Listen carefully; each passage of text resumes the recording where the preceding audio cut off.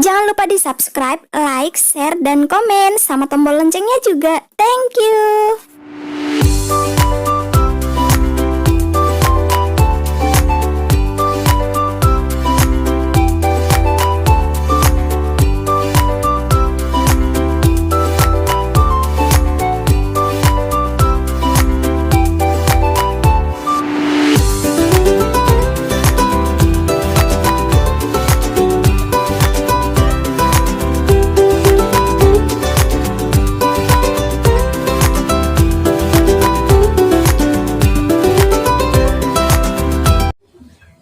Halo teman-teman semuanya, kembali lagi di YouTube channel aku, Roida SHN.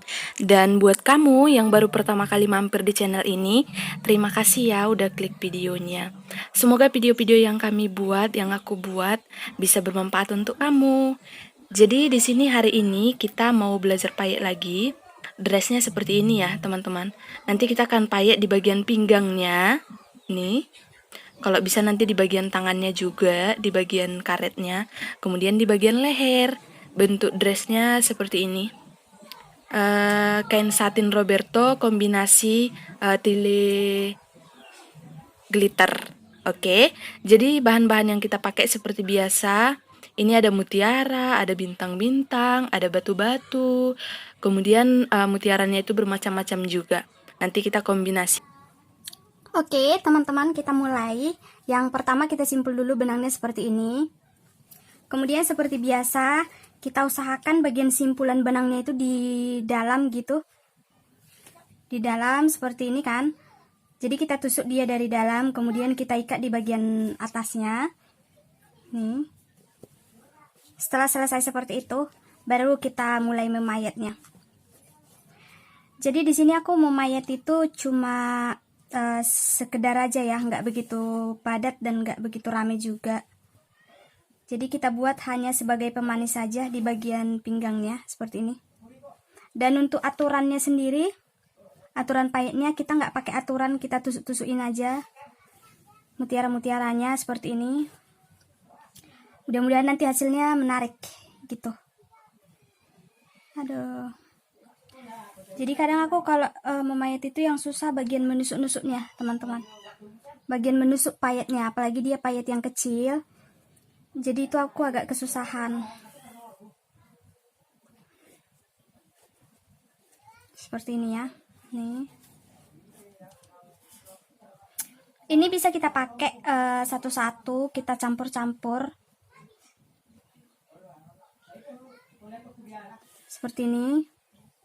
Jadi dia nggak harus ada uang, orang ngomongin uang di sana di tetangga, jadi ngomongin uang lagi. Jadi dia nggak ada aturannya gitu. Nah, seperti ini kan. Oke, kemudian kita buat nih. Kita campur-campur lah antara payet yang ada.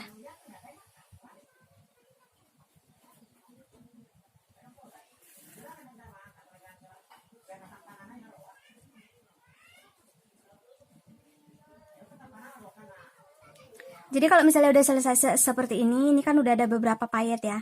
Jangan lupa sesekali kita ikatkan benangnya. Nih, kita ikat. Ini biar apa? Biar nanti kalau misalnya payetnya lepas satu, jadi dia nggak akan pengaruh ke yang lain gitu. Jadi semisal ini copot, di bagian sininya nanti nggak akan pengaruh karena udah kita ikat, udah kita buat pemisahnya gitu loh teman-teman. Kemudian aku kombinasi juga pakai yang seperti ini. Jadi kita buat satu-satu. Nih.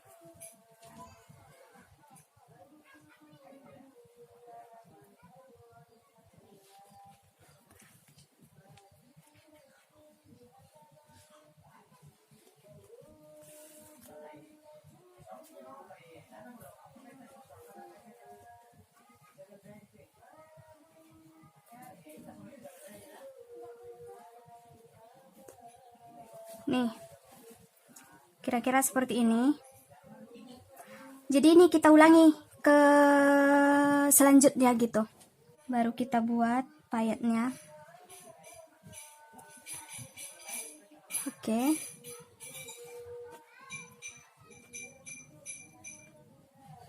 Loh.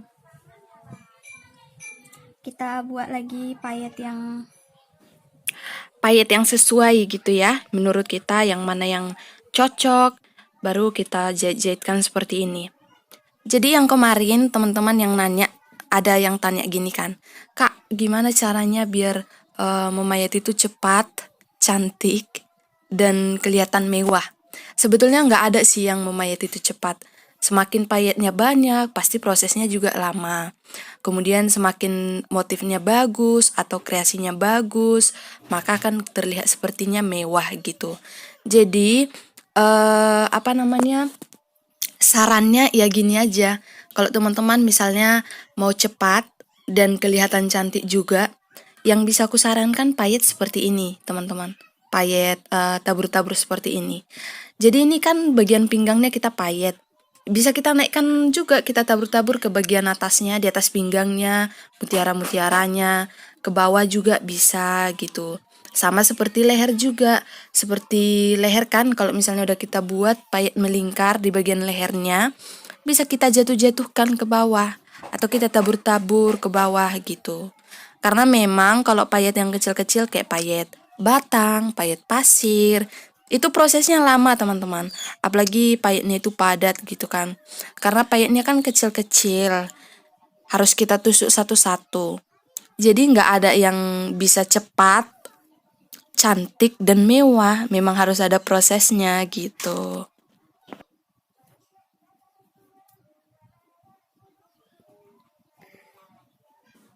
Oke, jadi sekalian aku bercerita, sekalian juga aku menjelaskan. Teman-teman jangan lupa fokus ke proses memayatnya, supaya nanti ilmunya dapat juga.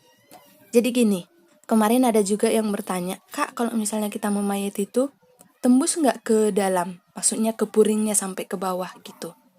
Jadi menurut aku ya teman-teman, bisa tembus bisa enggak juga. Semisal kita memayat itu brokatnya tebal atau kuat, ya kita bisa memayat di bagian brokat aja, nggak harus tembus ke lapisnya gitu.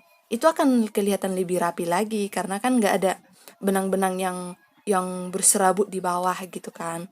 Tapi kalau situasinya kita memayat itu seperti ini, bahannya itu dari tile atau brokatnya itu yang tipis, ya mau nggak mau harus kita tembus sampai ke bawah.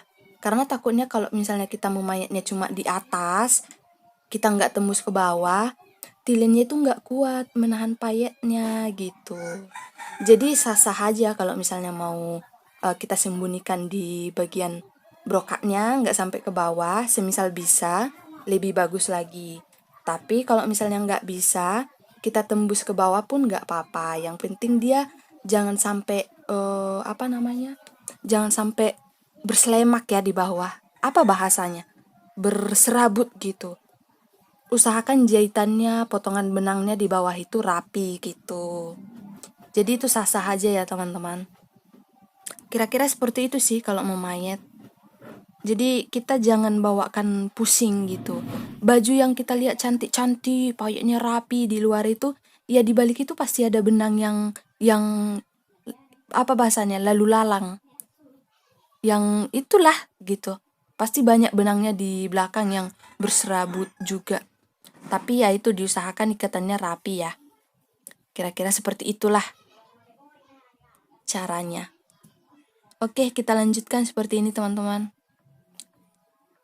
Kita payet-payet lagi, kita masukkan payet yang mana kira-kira cocok. Jadi ini bukan ke aturannya, ini bukan ke harus ini, harus itu. Ini lebih ke insting. Yang menurut kita cantik yang mana ya gitu. Kalau teman-teman misalnya mau mayat nanti nggak ada resin-resin yang bulat itu, ya bisa juga pakai yang agak lonjong gitu. Atau ada mutiaranya yang mutiara cangkang bisa juga gitu loh teman-teman. Jadi kurang lebih caranya seperti itu. Intinya jangan dibawa pusing ya. Kehidupan udah pusing. Jadi kita kerjakan aja sebisa kita. Intinya prosesnya ada. Gak ada orang, bahkan yang master-master itu pun sekali mencoba langsung jadi clean cantik gitu, nggak ada. Itu udah mencoba 10 kali 20 kali baru menemukan, oh motifnya kalau seperti ini bagus ya, kalau ditambah seperti ini bagus ya gitu. Ini udah mau selesai.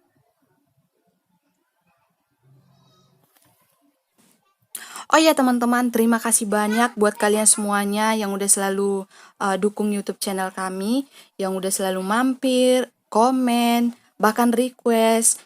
Tapi mohon maaf buat yang udah request tapi belum bisa dibuat videonya. Mohon bersabar, di lain waktu pasti kami akan buatin. Karena kami juga sekalian kerja gitu, jadi nggak bisa di situ request langsung jadi. Dan teman-teman, kalau misalnya punya pertanyaan, punya kendala, bisa langsung tulis di kolom komen atau bisa juga chat dari Facebook kami. Sebisa mungkin pasti kami jawab, pasti kami jelasin sebatas yang kami tahu gitu. Dan mari kita sama-sama belajar karena kami juga masih proses belajar. Tapi intinya semua video yang aku buat itu udah aku praktekkan dulu baru aku bagikan gitu. Oke, jadi ini tinggal sedikit lagi teman-teman, aku skip aja. Dan hasilnya seperti ini. Teman-teman bisa lihat bagian pinggangnya itu udah penuh. Dan kalau misalnya mau dibuat di belakang nanti bisa. Oke, seperti ini bagian lehernya juga. Nih. Oke. Dan bentuk dressnya kira-kira seperti ini ya teman-teman. Kalau misalnya kalian mau buat tilennya itu lebih mengembang, lebih padat, ini bisa di double gitu. Ini aku cuma buat satu lapis saja, jadi kelihatannya kecil. Oke, seperti ini ya kira-kira. Mudah-mudahan bermanfaat videonya teman-teman. Tetap jaga kesehatan, mudah-mudahan rezeki kita semakin bertambah dan sampai jumpa.